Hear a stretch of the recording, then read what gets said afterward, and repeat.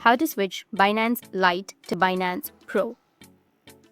So if you want to switch from Binance Lite to Binance Pro, then I'll walk you through the simple process of transitioning from Binance Lite to Binance Pro. So you can access a wider range of trading features and maximize your potential for success in the crypto market. First, you need to open up your Binance application on your device. After that, go on to the profile icon on the top left corner of your screen. That will open the side menu, and you need to enable the first option of Binance Pro. As you can see that on the bottom, I have Binance Lite. So tap on Binance Lite, and which will take me to the Binance Lite section.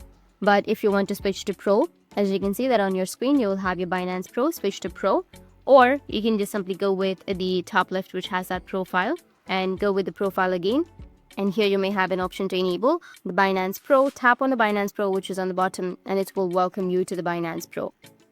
So it was that easy to switch from Binance Lite to Binance Pro. And if you have any questions, feel free to comment below. Thanks for watching.